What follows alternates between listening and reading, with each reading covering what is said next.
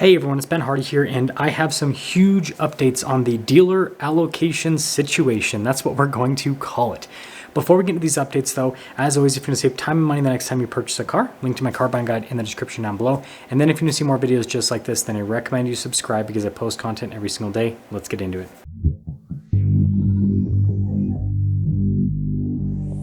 So if you haven't seen the first video, there have been some major changes in the dealer allocation world. So historically, manufacturers would divvy out allocation based on a dealership's location and based on their sales conversion rate. So what this would look like is a manufacturer would go, okay, your dealership is located in this area, which has a population of this size and an income level of this size. So that means you're probably going to sell about this amount of cars, right? So they kind of do that estimation. That's how they kind of initially try to figure out allocation for a dealership. And then once the dealership is actually up and running and selling cars, and they go, okay, this is how many cars you're actually selling. So we're going to give you allocation based on what your actual sales are. And so if a dealership starts to sell out of their cars at a quicker rate compared to other dealers, then the manufacturer naturally will give them more allocation. And then if they do the opposite, where they start to sell fewer and fewer cars, right, then the manufacturer will give them less allocation. And the biggest thing the manufacturer looks at, again, is the sales conversion percentage. So they basically see how many cars they give the dealership and what percentage of those cars they sell and how long it takes for them to sell those vehicles. And so again, that's how it's worked historically. However, over the last couple of years, we've obviously had a crazy market where a lot of dealers decided to charge huge premiums over MSRP. Now, I'm not going to argue whether that was right or wrong to do. That's just what happened. And a lot of manufacturers have decided that that was the wrong thing to do, that they don't want that happening.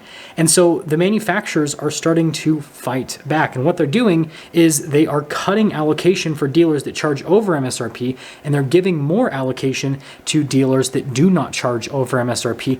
And they're doing this, or they're finding out this in a number of different ways. So they're doing like mystery shopping type deals. So basically they'll just reach out to dealers and see what their price would be on a brand new vehicle, see if the dealer's trying to charge over MSRP. Or in a lot of cases, they don't have to do that because a lot of dealers will just post these over MSRP prices on their websites. And so if the manufacturer sees that, then they go, okay, this dealer, they're trying to charge over MSRP. And I can tell you, there are a lot of times when manufacturers will like reach out to those dealers and be like, why are you charging over MSRP for these? And then the dealers go, hey, we're a third party reselling your product because you're selling your product to us. And then it's a whole situation. But regardless, the manufacturers are taking note and they're moving allocation. And this is where we get into the big updates. So the first big update on this dealer allocation situation is that it's more widespread than I initially found in my research. I thought that it was just maybe a couple of brands, but it's actually a lot of brands. I think the automakers might be talking to each other and going like, hey, this is the thing that we should do, especially automakers that have product that is in high demand. And that's something that I want to emphasize. This allocation divvying, where there's more allocation going to dealers that aren't charging over MSRP, it's like put on steroids when it comes to vehicles that are in high demand. And I want to give you an example that I found. I can't name the dealerships or the brand or anything like that, but here is what I was told. So there is this one dealership that sells probably about 500-ish cars per month between new and used. On the new side of things, they're selling like 200 to 250 cars per month. Like that's quite a few number of vehicles. Now, this particular vehicle that they just got extra allocation for, they got about 7 more units than what they expected. And this is a dealer that does sometimes charge over MSRP for vehicles, not on every single vehicle, but on certain specialty vehicles, and sometimes on regular vehicles as well. It just depends on what the market is doing. The dealer just kind of follows the market. Now, there's another dealer that sells probably about 200, maybe 250 cars per month total. So they're in the 100 cars per month range with new vehicles, and sometimes they're even less than that depending on the month. So substantially smaller dealer by volume. Now, with this same exact vehicle, they got over 10 extra allocation in the same exact period. That's how much extra allocation they were awarded. And the reason why they were awarded that extra allocation is because they don't charge over MSRP on that particular product. And I know that's just one example, but there are many more examples that people have been telling me where they're like, these people at these dealerships are like, yeah, we got these vehicles and we didn't expect to get these vehicles because we normally will get like this amount per year, and we just got like that amount in just one allocation set extra. And so again, this is kind of a manufacturer's way to reward these dealers that are not charging markups on these vehicles. Now, the next big update is that some of the manufacturers are being extremely blatantly open about what they are doing. So there are certain, times of the year where manufacturers will meet with dealers.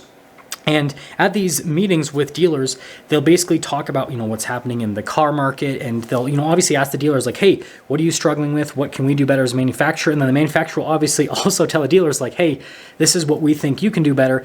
And the topic of conversation was obviously over MSRP sales at a lot of these different meetings.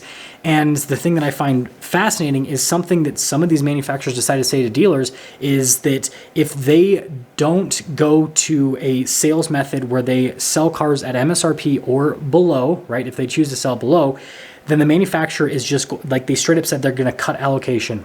They're here's the deal. If you have these vehicles in inventory and you're asking over MSRP for them and you still haven't sold them, then you're not going to get any more allocation with those vehicles. And frankly, we might pull allocation with other vehicles as well.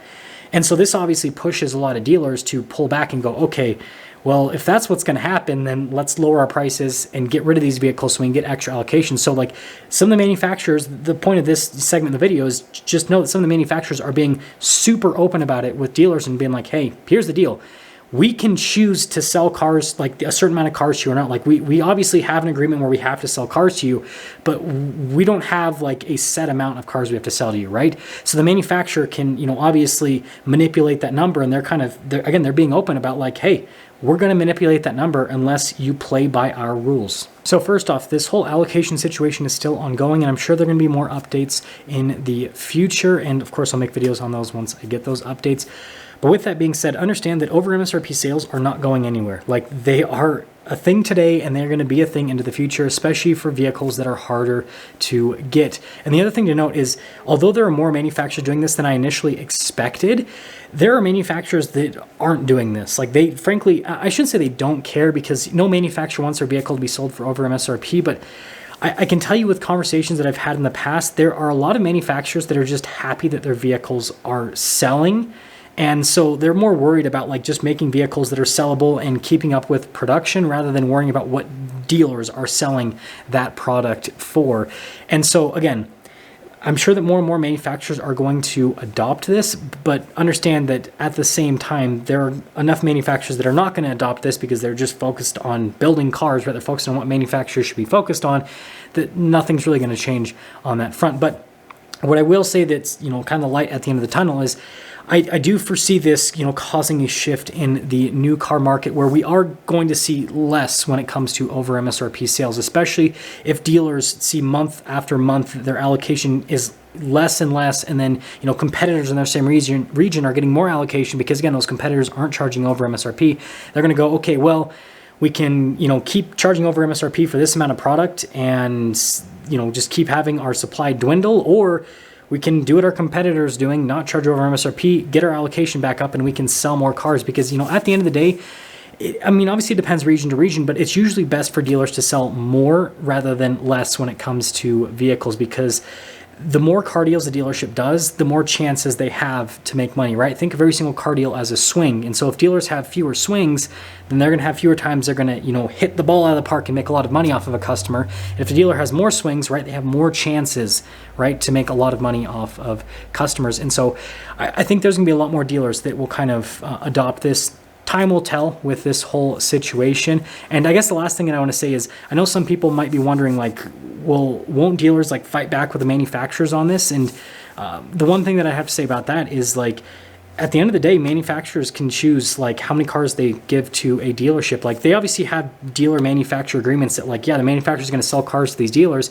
but manufacturers, frankly, they can pull away. They can say that they no longer want to sell cars to a dealership, and they can definitely pull away allocation, right? They can say, hey, we can only build this many cars for, they can say whatever they want at the end of the day. So manufacturers have a lot more power than people realize, but understand dealers also have a lot of power, especially the large dealer groups that are building up here in the US that, have, there are dealer groups that just they have so many dealerships, and obviously they, definitely have a lot of weight when it comes to the manufacturer. So there's always that, back and forth. Regardless, that's too much in the weeds. Let me know what you guys think about this situation. Let me know if you think that this is a move in the right direction, or what do you think should be done? Do you think that manufacturers are doing enough by, moving allocation around and cutting allocation, or do you think that they should be doing more? I'll see you.